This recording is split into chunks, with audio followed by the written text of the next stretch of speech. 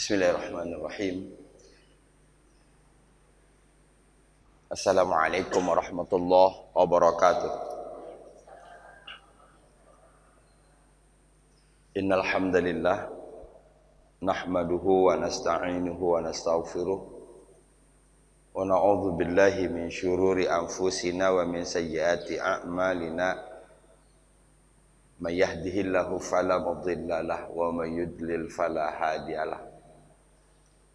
Asyhadu an la ilaha illallah wa asyhadu anna Muhammadan abduhu wa rasuluhu la nabiyya ba'da. Qala Allah Ta'ala fil Qur'anil Karim, a'udzu billahi minasyaitonir rajim, yahdi bihillah man ittaba'a ridwanahu subulas salam wa yukhrijuhum minaz zulumati ilan nur. Qala Rasulullah sallallahu alaihi wasallam, satakunu fitnatun ka qita'il lailil muzlim. Qala mal makhraj ya Rasulullah sallallahu alaihi wasallam? Qala kitabullah. Puji syukur kita panjatkan kehadirat Allah. Alhamdulillah, kembali rahmat Allah tercurah buat kita. Yang mengantarkan kita ke sini adalah kasih sayang Allah Subhanahu wa taala. Semoga kita memahami kasih sayang Allah sehingga kita bisa membalas, sehingga kita bisa berbuat sesuai dengan kehendak Allah Subhanahu wa taala. Dalam hidup ini yang kadang sulit untuk bisa klop itu ketika seseorang mengasihi tetapi tidak dibalas sebagaimana seharusnya. Bil khusus ketika berkaitan dengan hal-hal yang dia tidak suka. Kalau orang yang kita cintai, kita kasih sesuatu, pasti dia suka kan? Oh, misalnya anak lah contoh, ya. Ketika anak meminta sesuatu dan kita kasih sesuai dengan permintaannya, ayah baik, betul nggak? Ketika anak meminta sesuatu, padahal kita bisa mengabulkannya, sanggup mengabulkannya, tapi kita tidak kasih dengan alasan dan pertimbangan tertentu, maka bisa jadi anak akan mengatakan, ayah pelit, ayah jahat, betul nggak? Nah, kita bawa cara berpikir ini kepada Allah Subhanahu wa taala.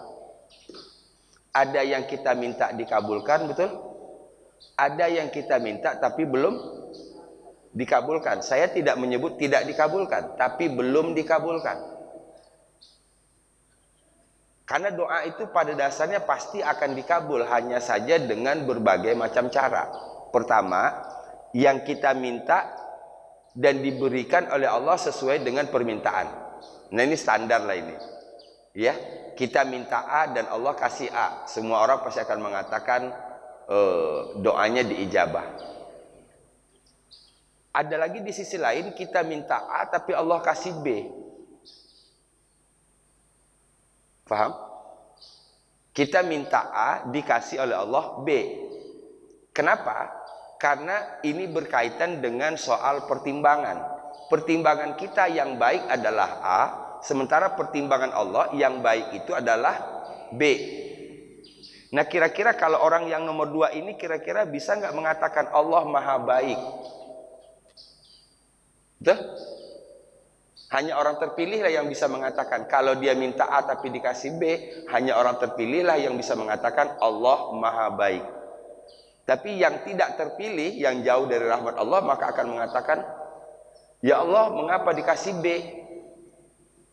Wallahu ya'lamu wa antum la ta'lamun. Padahal Allah maha mengetahui, kalian tidak tahu. Dan yang ketiga, doa itu tidak dikabulkan sekarang, tapi nanti. Ya, doa itu tidak dikabulkan sekarang, tapi nanti. Dan kita berharap mudah-mudahan untuk yang nomor 2 dan nomor 3 Allah bimbing kita agar kita tetap mengatakan Allah maha baik. Amin ya rabbal alamin. Dikasih tetap kita mengatakan Allah Maha Baik. Belum dikasih, tetap mengatakan Allah Maha Baik. Rasul Shallallahu Alaihi Wasallam 14 abad yang lalu bersabda, satakunu fitnatun kaqita'il lailil muzlim. Akan datang satu fitnah bagaikan potongan malam yang gelap. Coba, ini bahasa Arabi kan bahasa bersayap ini. Satakunu fitnatun, akan datang satu fitnah kaqita'il lailil muzlim, bagaikan pecahan malam, bagaikan serpihan malam, potongan malam yang gelap. Di dalam hadis itu Nabi tidak menjelaskan apa fitnahnya.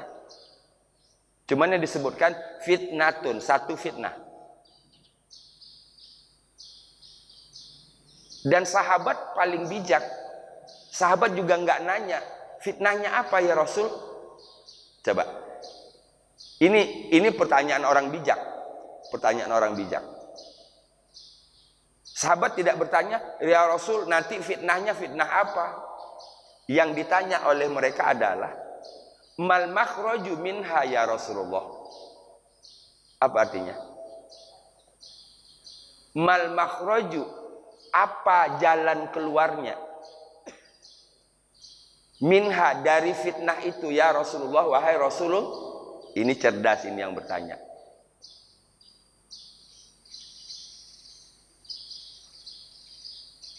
Kalau Rasul tidak merinci dan di situ disebut fitnatun, artinya fitnatun itu umum. Fitnah itu bisa bermacam-macam, tapi sifat fitnah itu adalah kaqita'il lailil muzlim, bagaikan potongan malam yang gelap gulita. Malam yang gelap itu menggambarkan sesuatu yang menyeramkan. Betul? Sesuatu yang menakutkan. Maka yang pantas ditanyakan tadi, mal makhraju minha ya Rasulullah. Apa solusi supaya kami bisa lepas dari fitnah itu? Satu jawaban Rasul, kitabullah. Apa? Kitabullah. Al-Qur'an. Yang hadir di sini termasuk orang-orang yang ingin terbebas dari fitnah akhir zaman. Yang hadir di sini termasuk orang-orang yang memahami bahwa kita sudah berada dalam kepingan fitnah itu.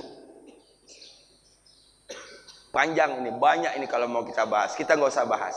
Yang penting kita sudah tahu apa step yang harus kita lakukan. Mohon kepada Allah supaya kita keluar dari fitnah itu, supaya kita tidak terimbas dengan fitnah itu. Bagaimana caranya? Apa penangkalnya? Kitabullah. Fihi naba'u min qablikum. Dalam kitab itu ada cerita orang-orang sebelum kalian. Kalau tadi soal fitnah, kemudian disebutkan solusinya adalah kitabullah, kemudian dijelaskan dalam kitabullah itu ada apa saja. Naba'u man qablikum min qablikum. Berita orang-orang sebelum kalian. Kita tahu bagaimana cerita kaum Ad, kita tahu bagaimana cerita kaum Samud, kita tahu bagaimana Nabi Nuh, ya, kita tahu bagaimana Nabi Musa dan Fir'aun. Nah, ini mengambil tahu dari pelajaran Al-Quran itu salah satu penangkal terhindar dari wa khabaru ma ba'dakum. Keren Quran itu. Naba'u min qablikum, berita dari sebelum kalian. Ini mulai dari Nabi Adam. Wa khabaru ma ba'dakum, ini sudah mencakup berita yang akan terjadi sepanjang dunia ini terbentang sampai nanti hari kiamat. Ya. Dan berita tentang sesudah kalian sampai hari kiamat. Jadi orang yang baca Quran itu rentang waktunya ba'dakum, mim ba'dikum, ma mim qablikum, ma ba'dakum. Dari umat yang pertama Nabi Adam sampai nanti hari kiamat. Ini yang kita baca. Mudah-mudahan Allah kokohkan keimanan kita. Allah jaga istiqomah kita. Kan di situ yang paling berat sekarang. Alhamdulillah kita sudah masuk di dalam tempat masuk yang benar dan tinggal lagi bagaimana merawat ini. Ya. Karena pada akhirnya orang akan menghadap Allah Subhanahu wa taala dengan sesuatu yang dia suka. Saya ulang. Pada akhirnya manusia akan menghadap Allah dengan sesuatu yang dia gemari. Carilah kegemaran itu hari ini. Mudah-mudahan kita menghadap Allah dengan itu. Siapa yang gemar dengan Al-Quran, maka insya Allah dia akan menghadap Allah dengan membawa Al-Quran. Kalau Al-Quran yang dibawa ketika menghadap Allah, dapat dipastikan insya Allah husnul khotimah. Mudah-mudahan kita semua berada di dalamnya. Amin. Kita buka dengan basmalah. Bismillahirrahmanirrahim. Kita baru potongan pertama ayat 90. Betul? Qalu a innaka la anta Yusuf. Betul? Gitu. Saudara-saudara Yusuf bertanya, a innaka la anta Yusuf? Apakah engkau benar-benar Yusuf? Ini kayak mungkin kalau bahasa kitanya, kecurigaannya sudah semakin menguat. Kayaknya kayak kenal di orang ini. Kayaknya kalau dengar pembicaraannya kayak mengarah begini-begini, gitu. Ya? Gitu. Maka mencuatlah dugaan itu sampailah kepada satu pertanyaan, a innaka la anta Yusuf? Apakah sesungguhnya engkau benar-benar Yusuf? Sampai berapa kali kata penguat? Innaka, inna penguat, la anta, ya, sungguh engkau Yusuf. Sahabat Quran yang dirahmati Allah, semakin seru kan?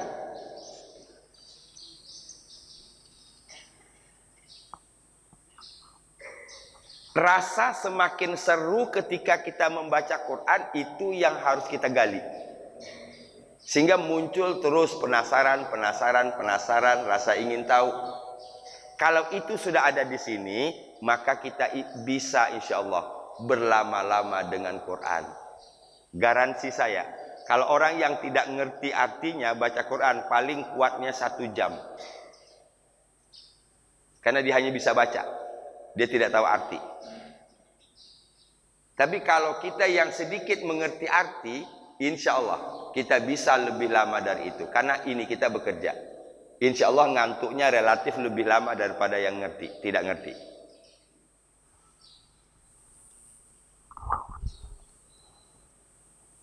Berarti sekarang tinggal jawaban Yusuf dong. Kalau kita sudah memahami diskusinya. Qalu, mereka berkata, a innaka la anta Yusuf? Apakah sesungguhnya engkau benar-benar Yusuf? Berarti sekarang tinggal kembali ke Yusufnya. Bagaimana jawaban Yusuf? Qala, Yusuf berkata, ana Yusuf wa haza akhi.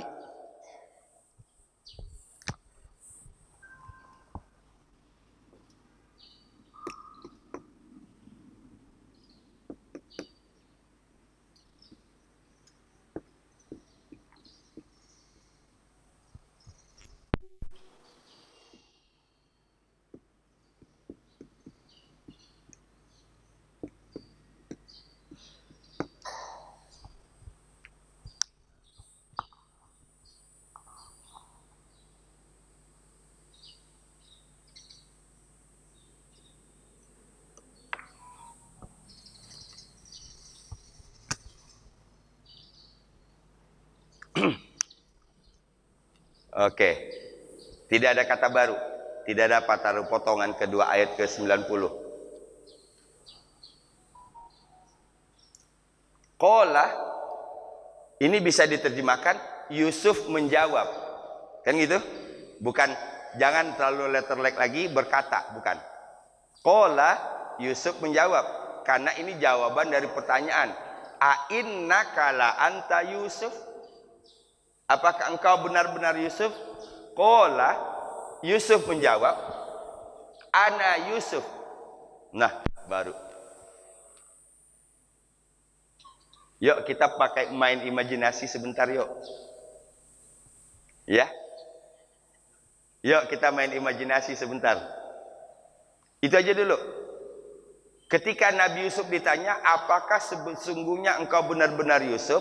Nabi Yusuf menjawab dengan bahasa singkat, qala ana Yusuf. Kebayang nggak? Saudara-saudara yang tadi berusaha untuk mencelakakan Yusuf. Oke? Saudara-saudara yang tadi berusaha untuk mencelakakan Yusuf dengan berulang kali. Dan setelah waktu yang lama Allah balik keadaan. Yusuf yang dulu bayi, anak-anak, Yusuf yang dulu lemah sekarang berada di posisi top. Mereka yang tadi menganggap dirinya kuat sekarang berada di posisi down. Faham? Sekarang pertanyaan dan jawaban face to face. Apa engkau benar Yusuf? Iya, saya Yusuf.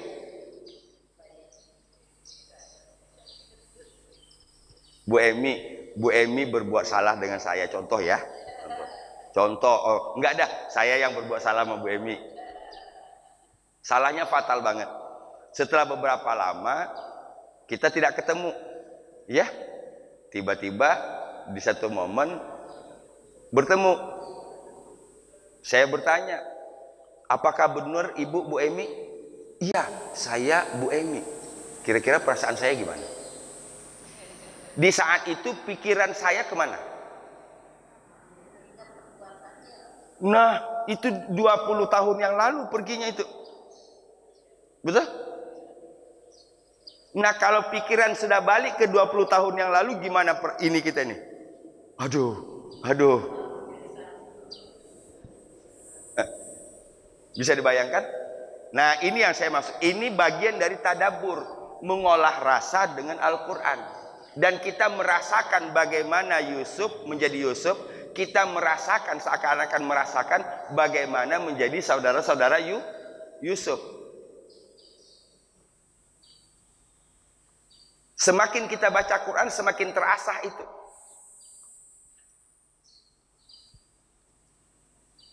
Sekarang yang menjawab dengan tegas itu Yusuf, dan dia adalah seorang aziz. Dia mempunyai segala-galanya, kekuasaan, kekayaan, betul? Sementara saudara-saudaranya yang tadi kokoh, yang tadi kuat, ya, bekerja sama untuk menghancurkan Nabi Yusuf, berada di posisi paling lemah. Rakyat biasa, kekurangan makanan, betul?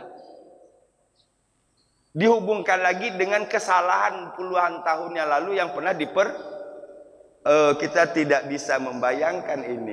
Kita tidak bisa membayangkan.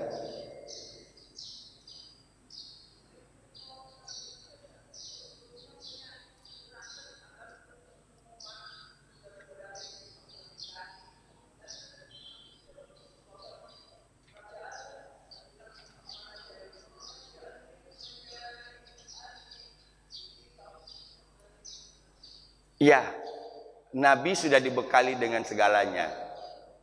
Setiap Nabi itu sudah dibekali dengan segalanya. Dia punya satu keyakinan. Jadi ada dua orang yang terpisah dan sama-sama berpegang teguh kepada keyakinan. Nabi Yusuf dan Nabi Yakub. Sementara saudara-saudaranya ini berada dalam lingkaran dua orang itu. Ini kita lihat nanti. Ini kan kalau dalam bahasa kita qadarullah. Apa itu qadarullah? Kebetulan ketemu.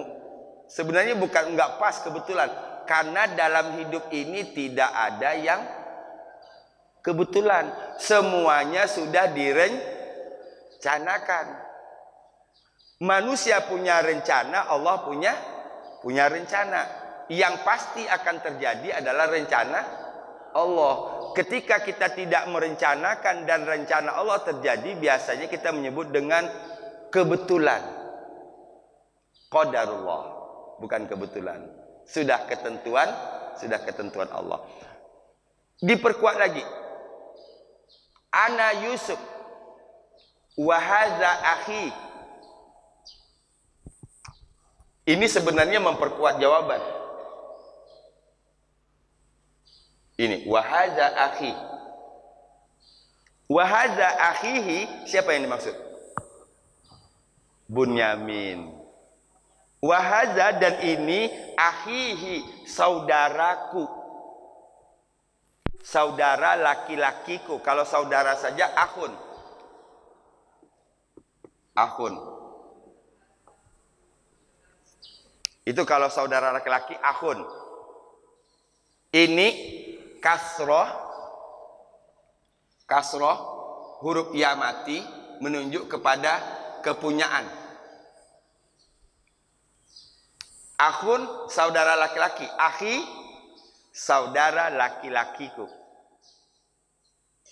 Faham? Menguatkan jawaban. Qala, Yusuf berkata, ana Yusuf, saya Yusuf. Wahada, dan ini akhi, saudaraku. Fahim?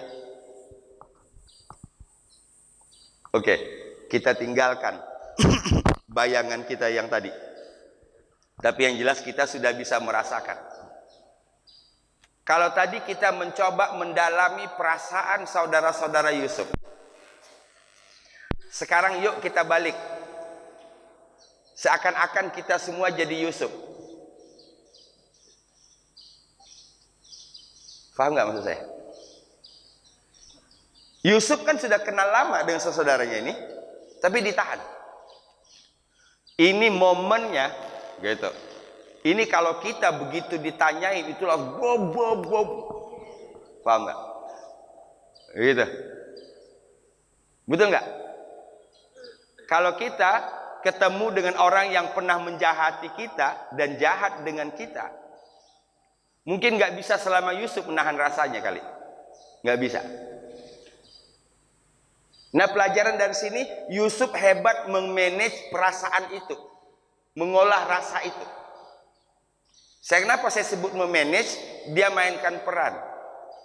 Suatu saat dimasukkan si koyah ke dalam makanan dan dituduhlah Bunyamin yang mencuri.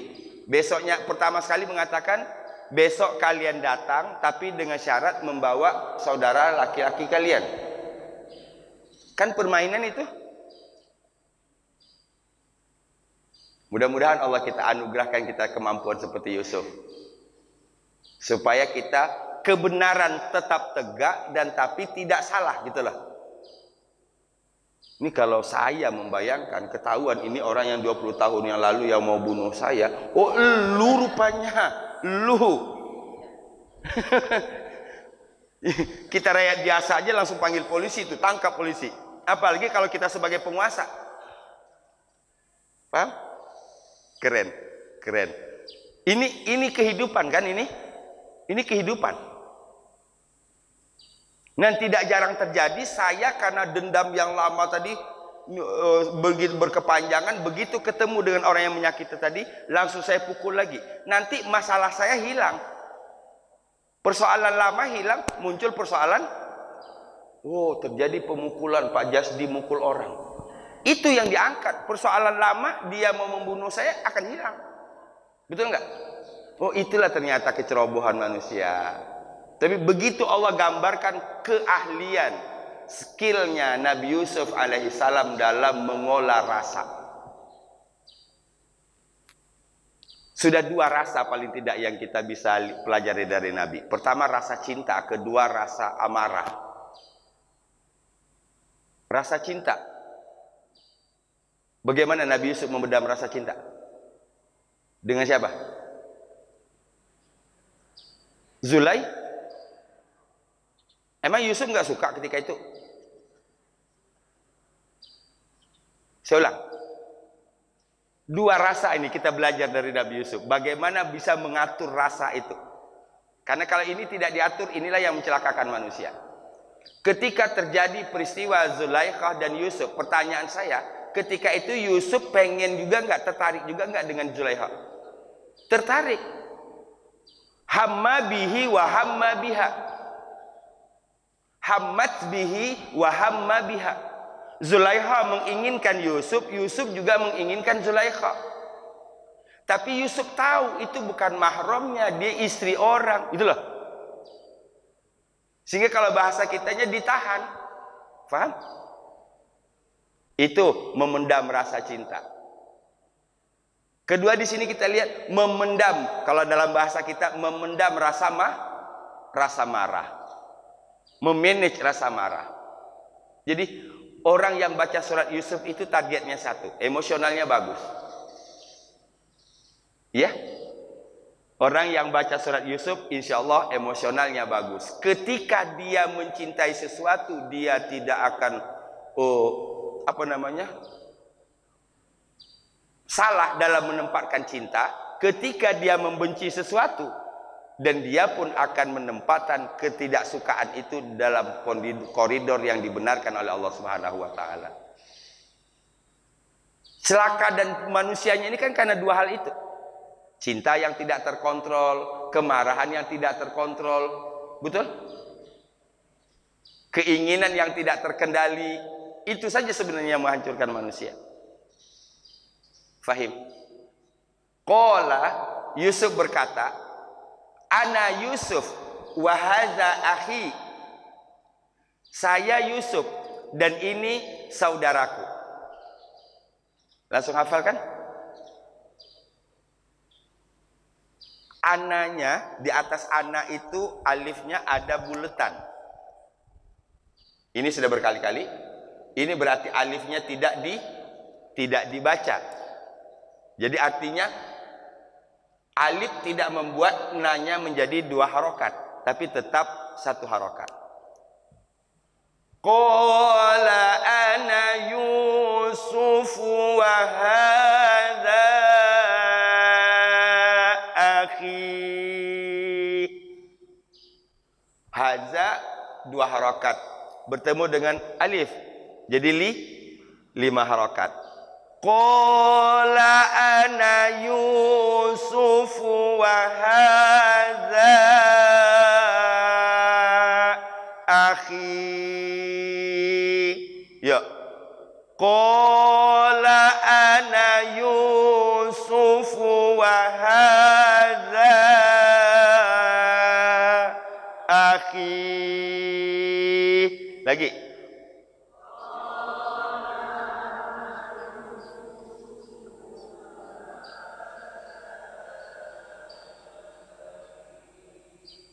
Qala ana Yusuf wa hadza akhi. Ya.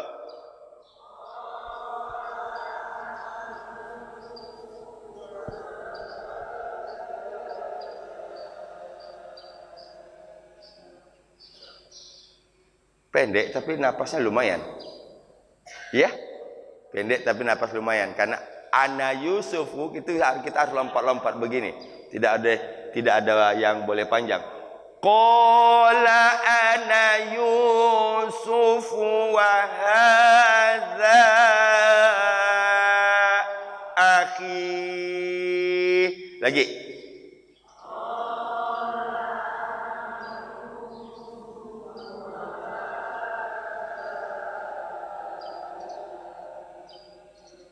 Nah, ibu masukkan nanti ana di situ saya kan? Saya Yusuf. Jadi seakan-akan ketika ibu membaca, ibu sedang menyelami perasaan, emosi Nabi Yusuf alaihissalam. Qala ana Yusuf wa hadza akhi. Ya.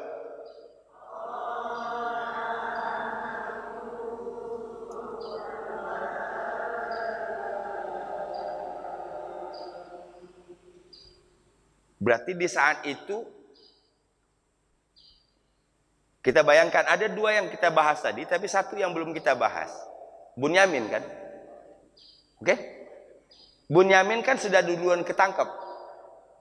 Ketangkepnya itu dengan permainan Nabi Yusuf. Berarti Bunyamin lebih dulu dapat bocoran. Betul nggak? Bunyamin lebih dulu mengetahui kalau itu Yusuf. Sekarang Bunyamin sedang menyaksikan ini Yusuf dengan saudaranya yang lain. Berarti kita belajar dari tiga sisi ini. Ya. Emosinya Nabi Yusuf, emosinya saudara-saudara Yusuf, emosinya Bunyamin. Barangkali kalau bahasa rasain lu barangkali gitu. Kalau kita jadi Bunyamin. Ya? Kalau orang sekarang kalau jadi Bunyamin barangkali rasain lu. Lanjut. Qad mannallahu alaina.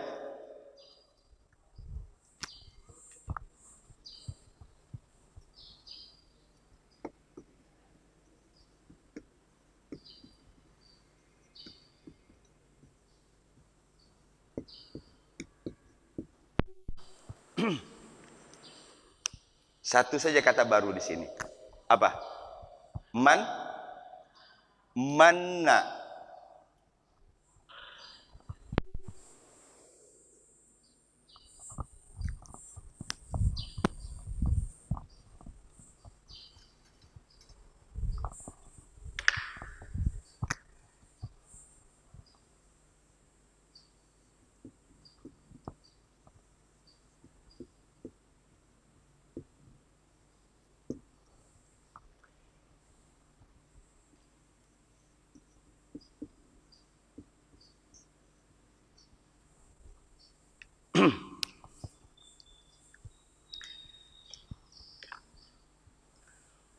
Manna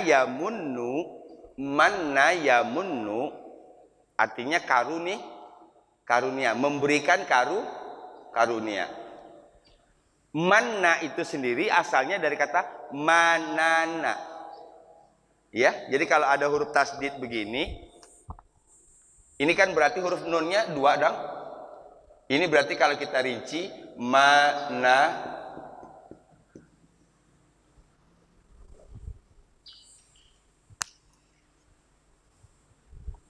Maka kalau orang Sumatera selalu banyak namanya punya nama Abdul Manan.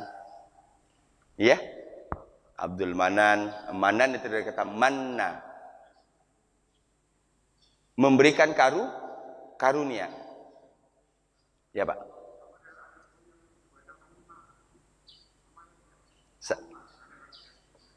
Ma'unah. Ma'unah lain lagi. Ma'unah artinya pertolongan. Iya? Ma'unah artinya dari kata pertolongan. Itu dari kata ana. Ana ya'unu, ista'ana yasta'inu. Nah, kita sering mendengar orang membaca Asmaul Husna, ya Mannan, ya Hannan. Ya? Ya Mannan, wahai yang memberikan karunia. Wahai yang memberikan karunia.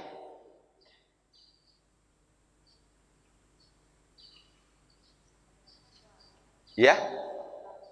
Ya, sama.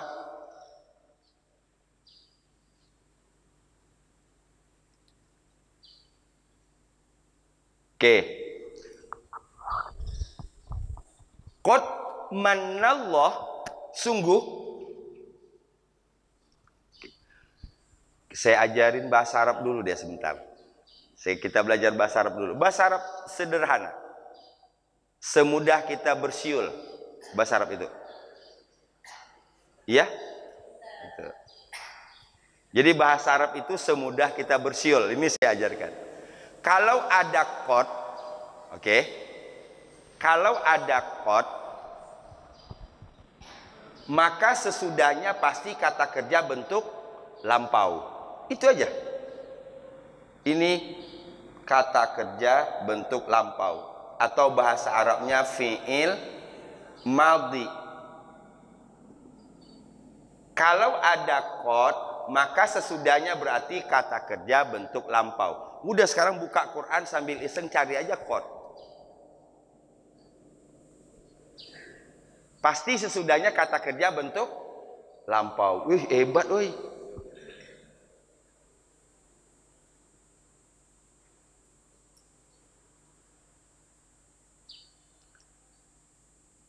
Cuman, saya sebut cuman dulu. Ya. Cuman kita antara ilmu yang dicatat di sini dengan nanti keadaan ketika baca beda lagi. Kalau baca targetnya sudah lain lagi. Pengen cepat selesai. Sehingga nggak terrealisasilah sedikit-sedikit ilmu tadi. Nah sekarang saya sarankan, kalau kita baca Quran, pertama syaratnya pelanin, alon-alon. Kedua, ngeh. Ketiga, hubungkan. Nah, ini ilmu baru nih, ini baru di sini nih saya buka ini. Ya. Ya. Pertama tadi alon-alon. Pelan. Kedua, ngeh. Saya nggak tahu bahasa Indonesianya ngeh itu apa. Faham juga bukan kalau ngeh itu? Oke dah, ngerti kali lah. Nanti saya tanya sama Prof dah, ngeh itu apa? Pelan, ngeh, hubungkan. Nah, di sini nanti baru banyak bermain.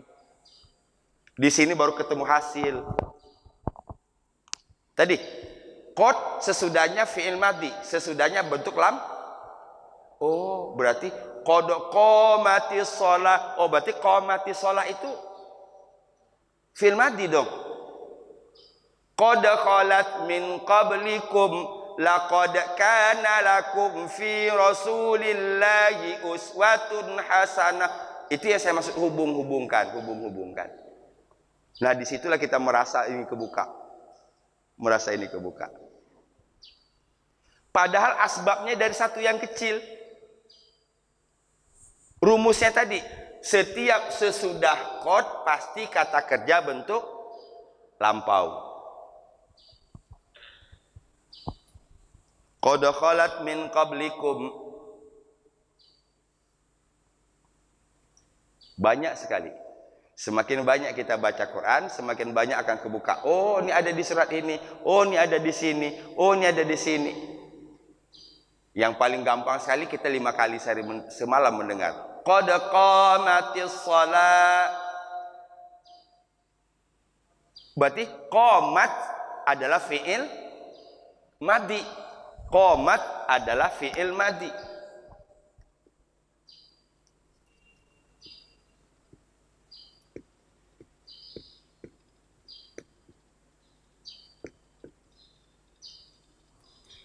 As-shalah.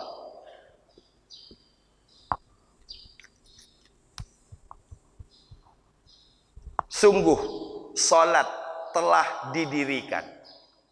Ya, sungguh salat telah didirikan.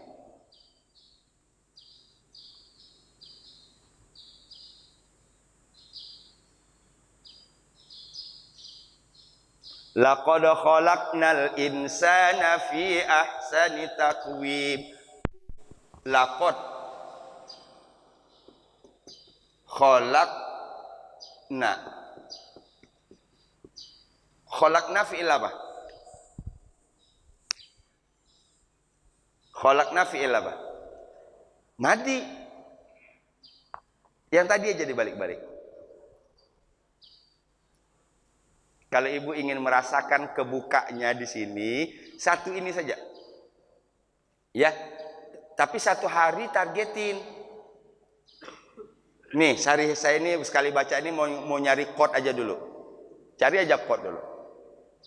Setelah ketemu quote, pakai yang 3 tadi. Ya. Hubungkan. Akan tambah terbuka. Qad mannallahu, kita balik ke ayat. Qad mannallahu alaina. Allah sebagai subjek. Jadi menterjemahkan, sungguh Allah telah memberi karunia alaina, atas kami. Kami di sini Yusuf akhihi. Iya kan? Kalau tadi satu-satu, ana Yusuf. Coba kita lihat. Ini pergeseran kata ganti. Ana Yusuf wa haza akhihi. Saya Yusuf, dan ini saudara laki-laki saya. Kemudian dijelaskan lagi, qad mannallahu alaina, sungguh Allah telah beri karunia kepada kami. Siapa kaminya? Yusuf dan Bun. Faham maksudnya? Wah, keren itu. Belum lagi kalau kita bahas apa karunia Allah yang menyelamatkan Nabi Yusuf dari sumur, karunia Allah. Yang mengantarkan Yusuf sampai ke istana, menyelamatkan Yusuf dari fitnah Siti Zulaikha, manna. Yang menyelamatkan Yusuf di penjara, manna. Sampai kemudian Nabi Yusuf menjadi aziz. Faham? Itu karunia.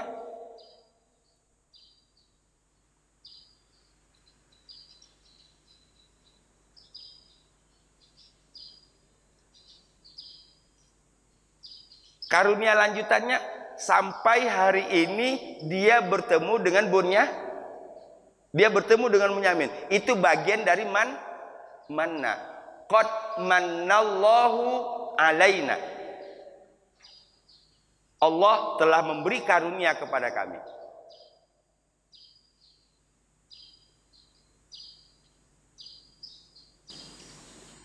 Saya rasa bahasanya tidak terlalu tinggi.